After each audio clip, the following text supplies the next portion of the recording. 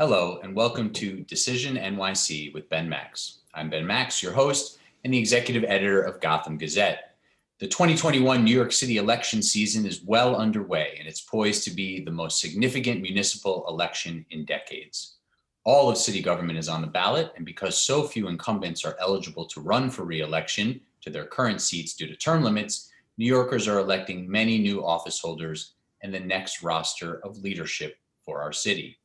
There will be a new mayor of New York City elected in 2021, as well as a new city controller, new borough presidents, and many new city council members. And that's not all that's on the ballot.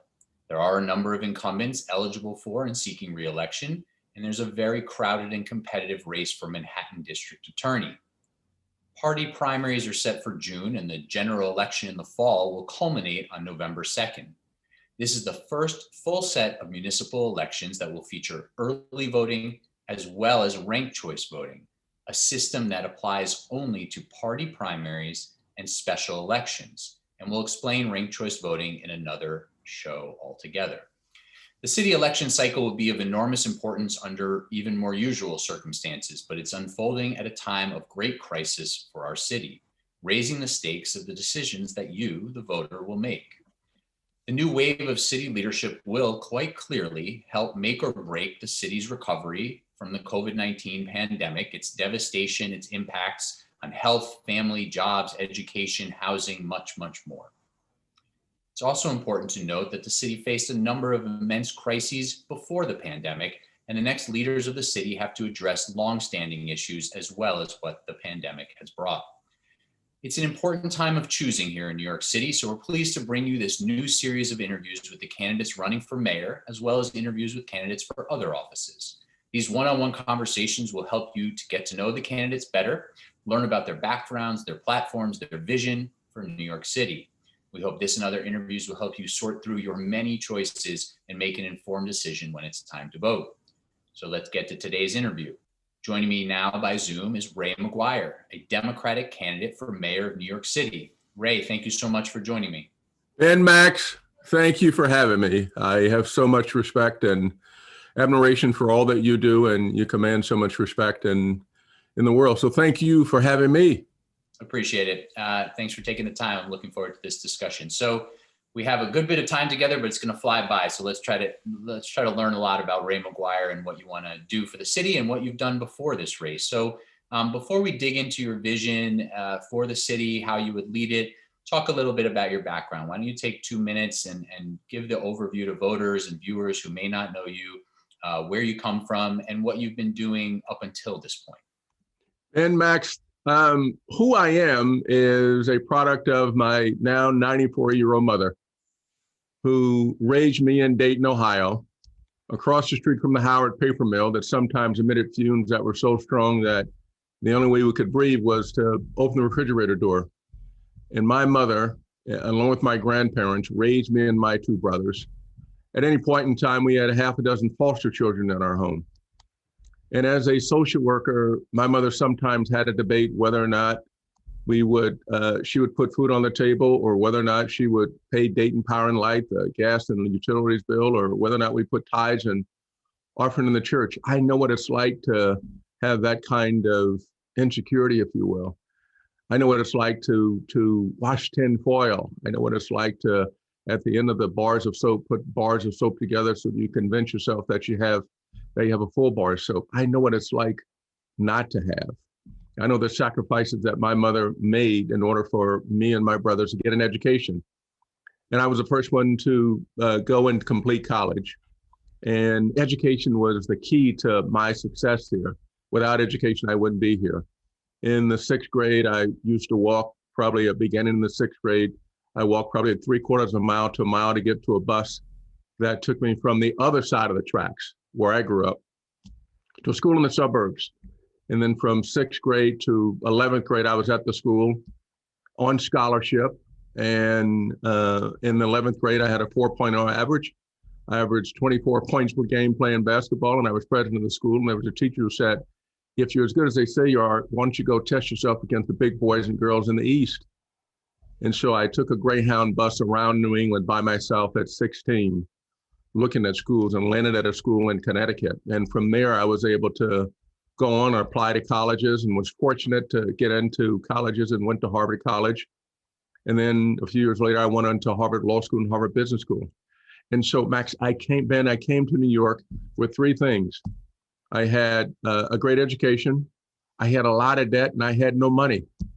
And New York has been good to me. So the sacrifices of my mother growing up on the other side of the track, where I know what it's like not to have. I know what it's like not to have. It is that foundation that got me here. And New York is a place where I met my wife and we're raising our three children. And I love New York. And New York has been good to me. It's allowed me to come here and compete in one of the most competitive fields that exist anywhere and do that for 4 decades. And so I'm honored to be here. I'm fortunate to be here, but it's education and my mother's sacrifices that got me here. Appreciate that. So let's hear more about that career you've had before this jump into politics. Tell folks what you've been doing, and how that translates for you into the possibility of running the city now that you are running for mayor. Ben, when I started in this business is in 1984, in the client-facing side of the business, in the investment banking side of the business, which is where you have to advise, represent, and advise clients who are corporate clients around the world. And I did that from September of 1984 to October of 2020. And when I look back over that time there, I can remember that if I were to ask myself to go to lunch with somebody who looked like me, there was perhaps one other person only in the business on the client-facing side. And so 4 decades, I've been able to compete and been able to compete at the highest levels. For 13 of those years, I was the longest standing head of banking in the history of Wall Street, in the history of corporate America, globally, the longest standing. So I've managed through the crisis of the great financial crisis and built a team. I've been able to manage budgets that are sometimes bigger than state budgets. And I've been able to advise the most sophisticated and demanding CEOs and boards that exist anywhere. And I've been able to build small businesses and big businesses and advise on that. And in addition to that, I've been able to invest in communities, invest in people like Franklin Thomas and Vernon Jordan and Dick Parsons, on whose shoulders I stand, and Gordon Davis, on whose shoulders I stand. They extended the ladder to me, and I've been able to extend the ladder to hundreds of mentees of mine who've now gone on to establish themselves as formidable leaders in industry. And I've invested in making certain that small businesses were able to grow. I've invested in cultural organizations, arts education, and cultural organizations. So I've been able to get capital into the communities and foster the growth from entrepreneurs up to large businesses so that they too could participate. And I've moved people from no class to middle class to upper class, especially Black and brown men and women. So for 4 decades in business, I've been able to extend that ladder. And if there's anything about which I take a tremendous amount of pride, it's those people who are coming after me, who have been given the opportunity. And in education, I've been able to give the opportunity. Education. And in healthcare, I've been able to give the opportunity and expand healthcare. At the height of the first wave of COVID, I was able to get PPE into Brooklyn. I've been able to get food into Harlem Hospital. I was able to get the PPP to small businesses to make certain that they were able to participate, that I guide them through just that. And so I have a long history of, yes, having been in the corporate world, but I have a long history of having invested across the spectrum. Criminal justice system is yet another one. Artists for Justice, Art for Justice, one of the early investors there. So I've been able to go from the streets to the suites and have an impact in both and be fluent in both. So as vice chairman at Citigroup, and as you just indicated, Citi's global head of corporate and investment banking, give us one example of a big deal that you orchestrated or you advised on, so people really understand what that looks like, what that is, what Ray McGuire, what your sort of skill set is that you've been doing for this extended period of time that you just said was the longest on Wall Street. What does that really look like? Can you give us one example before we, talk a little bit more about how you would move over and do that for city government? Sure. Let me on that. Let me give you a couple. One, in terms of budget, which is so critical here. We're facing a deficit that is going to be a material deficit.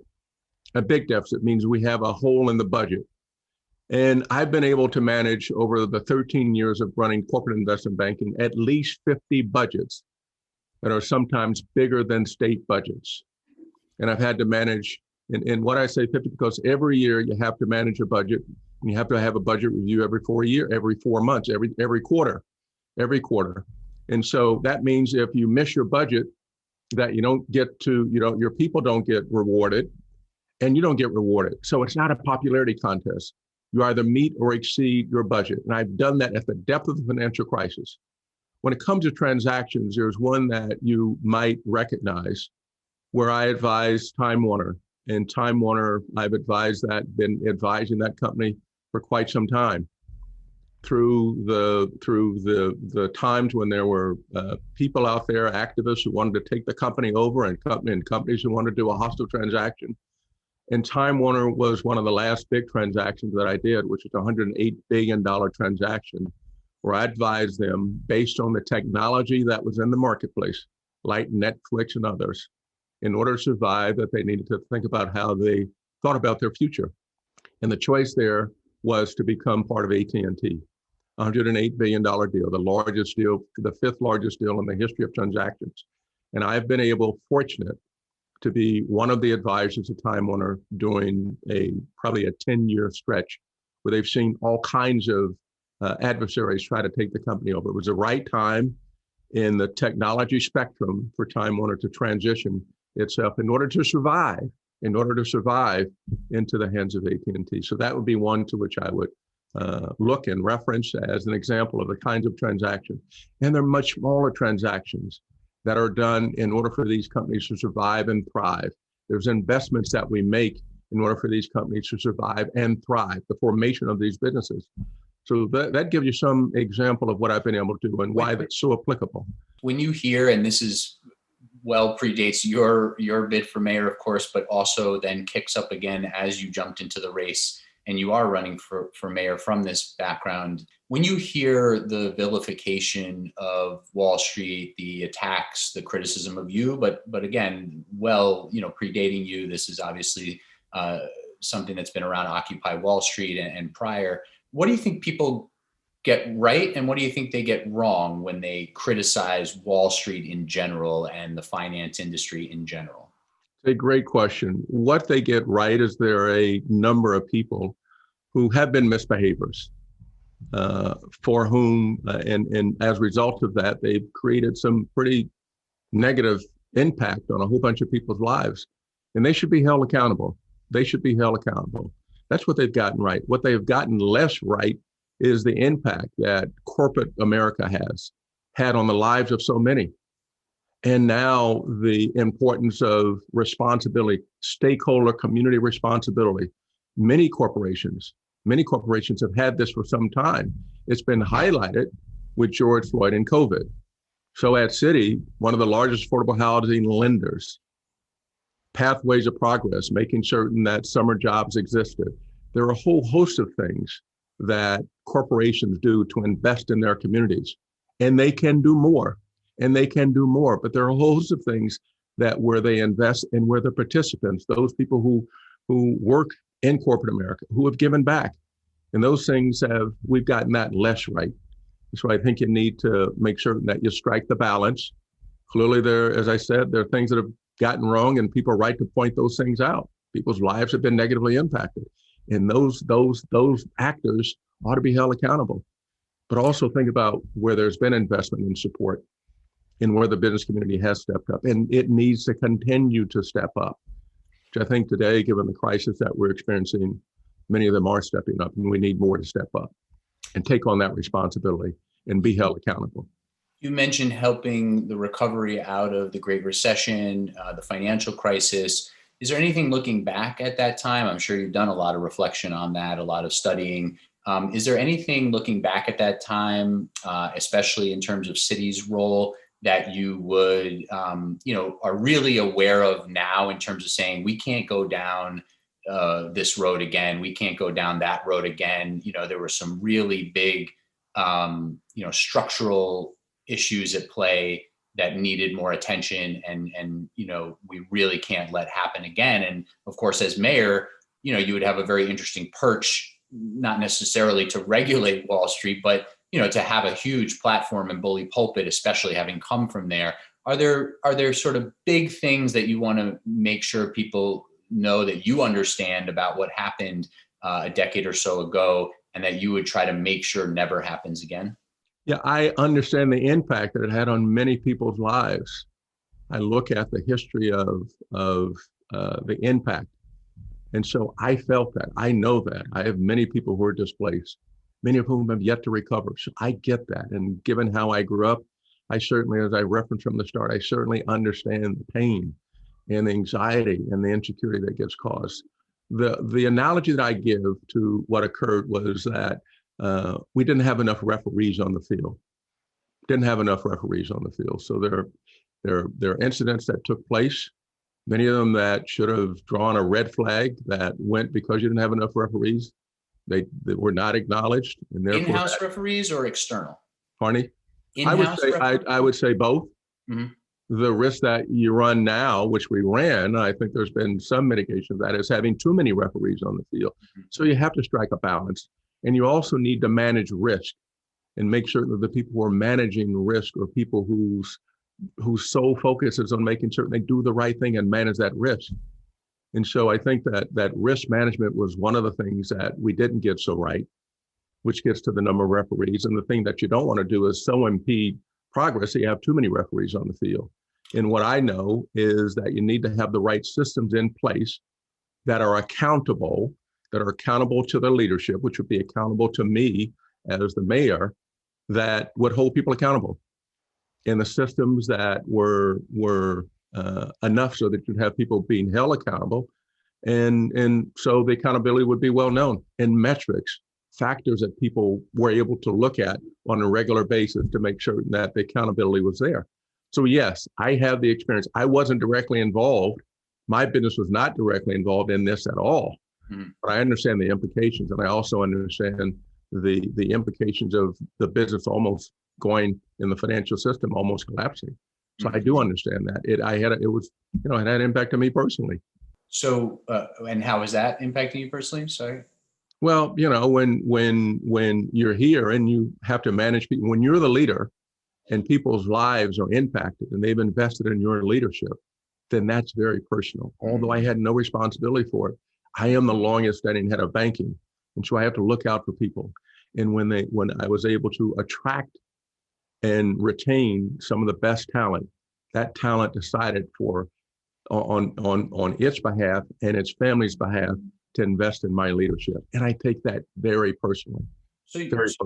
So in running for mayor, what do you bring to this race that other candidates don't? What do you think sets you apart in a way that you say, I'm not from politics. I'm coming in here. The city's in a moment of crisis. I think I can lead it out of the depths of this crisis, which obviously has many aspects to it. And as I said in the intro, there were several crises, big crises in this city even before COVID. What sets you apart, and explain to folks both what sets you apart in your mind and sort of the pillars of your vision for the city's recovery? So you're right. And one of the things that I have written forward to is pre-George Floyd and pre-COVID, the impact of 400 years of systemic racism was on the US economy, $16 trillion. I've written about that. And so what distinguishes me from the others is the recognition that the status quo, if we rely on the status quo, that we're not gonna move forward. We relied on the status quo, and what's happened to Black and brown people up to this point is for the past few years, there's been a reverse. They've gone backwards. Look at the amount of home ownership. Look at the amount of middle class participants. We've gone backwards. So what do I bring that's different? I bring what they call the lived experiences. That's how I grew up. It's the foundation. I bring that. I bring years of being successful in managing and leading. large and small businesses, investing and growing in large and small businesses, and also bring years of relationships in the public and private sector that are going to be needed in order for us to move forward and in order for me to lead the greatest inclusive economic comeback in the history of the city. We will have to come together. Joe Biden, Kamala, and President Biden and Vice President Kamala Harris have spoken about this. That young woman who gave who spoke the poem at the inauguration spoke about this. We need to come together. And the other part to this is I didn't get termed out. I'm not looking for promotion. And on October 15th, when I called my mother, 94-year-old mother, and told her I quit my job, that's a whole nother conversation. Boy, you have lost your mind. And what's behind this? And so I said, Mama, I love this city. It's where I met Crystal, as you know, and we're raising our 3 children. But right now, there's a crisis. And there is no plan B. There's no Calvary unless we do something now, unless we fix what's broken.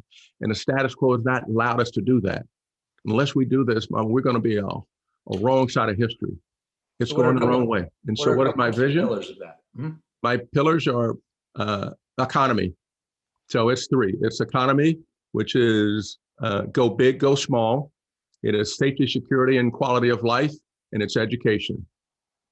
And if you'd like me to go through each, I will. Yeah, let's hear a couple of the principles. And what I'm most interested in is what you just said about I'm not the status quo. I'm coming from a successful business background. I don't need to do this, but I want to help the city's recovery. Within those 3 buckets, what are the sort of principles of, the aspects of transformational change that we could expect from you that we wouldn't get from others? Transformational change. First, it's a track record of having managed and led, a track record of almost 4 decades of doing just that, of leading out of crises and managing budgets and growing businesses, growing enterprises, large and small. So my vision is on the economics, no social justice, no economic justice.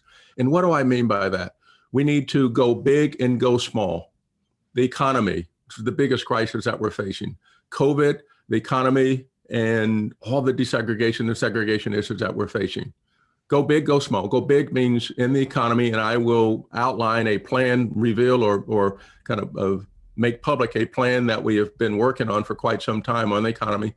Go big, go small. Go big is where I'm gonna go big, go small, create hundreds of thousands of jobs that are focused on infrastructure, affordable housing, and technology, the city of the future. Going small, that's going big. Going small means focused on the small businesses that create 50% of employment in New York. 1 out of 3 have down.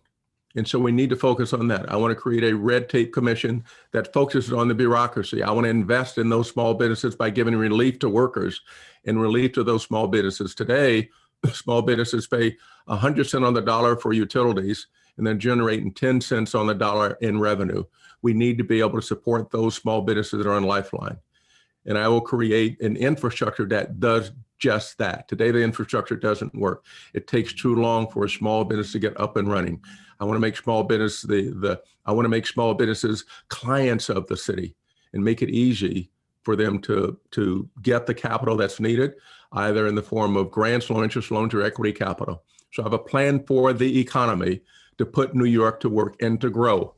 We need hard hats, we need shovels, we need cranes in the air. We need New York to grow. So fixing the infrastructure. Go ahead. Safety, security, and quality of life, we need to fix the quality of life. Right now, there's a disconnect between the NYPD and the citizens. People don't feel safe. Quality of life has suffered.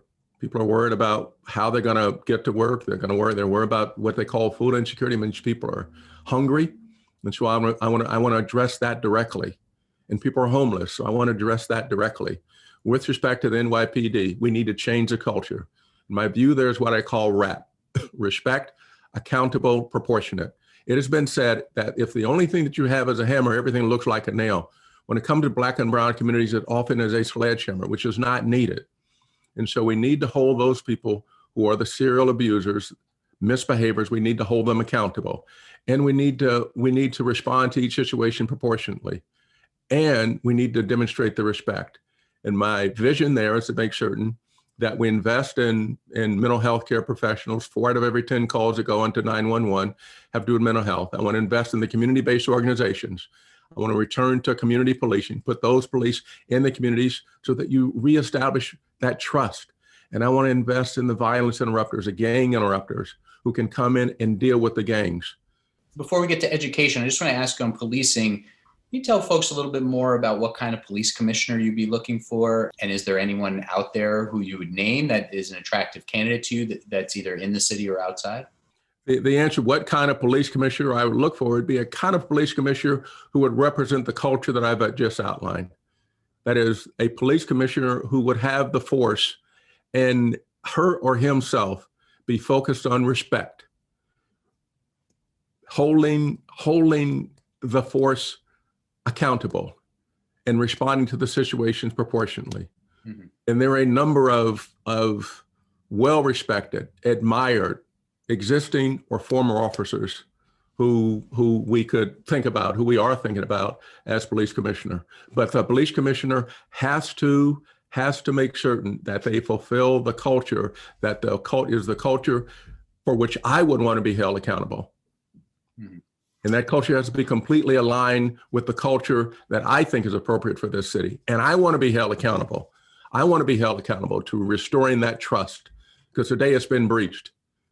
And part of this is making certain that we address the span of criminal behavior. And so we can't criminalize poverty. We simply cannot do that, which is what's taking place in most instances, which is why the economic plan that I have, no jobs, no city, no jobs, no dignity, has to be what comes as the highest priority.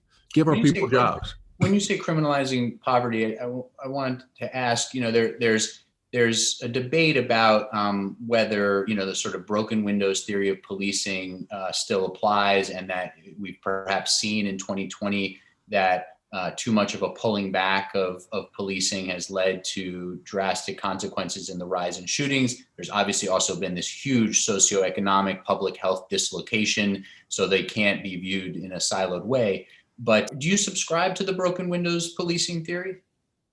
The answer to that is a black man, a 6'4", 200-pound black man who could get profiled any day.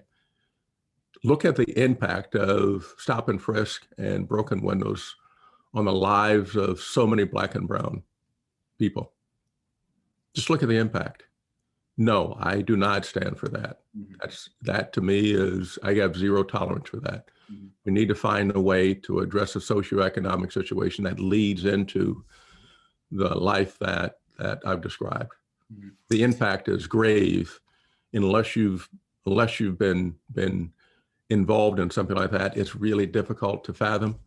When I was going to make the launch video for this campaign, 3 blocks from here, I was pulled over with a black driver and me.